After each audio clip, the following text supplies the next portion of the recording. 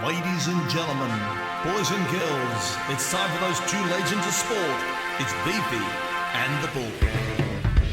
Hello everyone, this is Beefy and the Bull. I remember playing in the 72 grand final. 72! Doesn't go down like a sack of spuds this week. None of this soft stuff.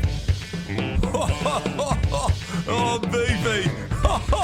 Oh, you've come out all guns blazing, baby. Beefy and the Bull, Beefy and the Bull, Beefy and the Bull, Beefy and the Bull, Beefy and the Bull. Yes, good morning everyone, good morning. Here we go. How are you, everyone? Great to be you, my big Beefy. Well, hello everyone, and what a great Melbourne Cup it was this week. It sure was, Beefy. Just a shame we couldn't have gone down there to be amongst it all. But as they say, you can't win them all. Get it? Win? What? Win them all? Yep. A great win by the fantastic mare, Very Elegance, who so many rode off in the lead-up to the race, and a brilliant ride by young James McDonald. Well done. Yeah, Beefy, he rode a classy ride and reminded me of when you rode some of very notable champion horses to the winning circle. Of course, James is a lot lighter than you. And when I mean lighter, I mean a lot lighter. Well, that was a long time ago, and yes, I may have put on a little bit of weight. A little? Jeez, Beefy, that's an understatement. I mean, last week, when it was raining, you had that yellow raincoat on. Some people thought you were a taxi. I'll give you taxi in a minute. Anyway, this week, our Formula One driver, the great Daniel Ricciardo, was asked some riveting questions by Ellen, I have no idea, degenerate. Degenerous. Yeah, whatever. Yes, an absolutely stimulating and intellectual interview with hard-hitting questions like, what if you had to pee during a race? Yes, incredible reporting there, Ellen. Truly great interviewing.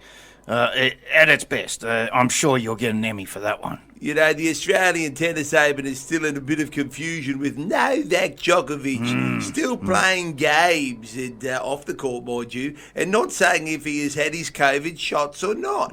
While Rafael Nadal, in between picking out his undies, says that he will be there.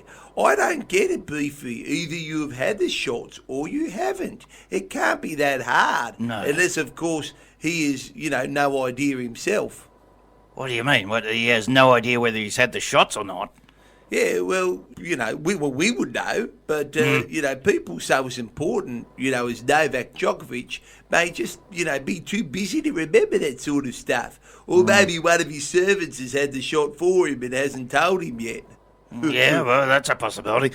Well, yes, there are some people that are very important out there, isn't there? And speaking of COVID shots, V8 supercar driver David Reynolds has been excluded for the next 3 rounds of the supercar events because officials did not accept his reason for not getting the jab. Now, after being excluded, he has run off and got his first jab. Yes, he has had his first one and is waiting on his second shot. Now, Beefy, does this seem like a load of cow cookies? I would have thought that Reynolds would have had plenty of time to get his act together and sort this out, but Reynolds seems to, he doesn't like taking too much advice. A couple of years ago at Bathurst, his team had a really good chance of being on the podium, and he was told, come in and pit. But no, David decided, I'm staying out here, resulting in him in almost passing out in the car, and he had to be dragged out of the car because he couldn't walk. Costing the team a decent placing. So, yes, I do think it's a load of cow cookies. Yeah. Oh, sorry, Beefy, I shouldn't have said cookies. Probably made you hungry. Okay, so I've put on a little weight. Just let it go. A little? Jeez, I took a photo of you last week and it's still printing. What? Nothing, Beefy. Goodbye, everyone. And remember, just like Beefy at a smorgasbord, sport waits for nobody. I'll give you smorgasbord, you little... Hey, don't put that down. Come on. Beefy and the Bull. Beefy and the Bull. Beefy and the Bull.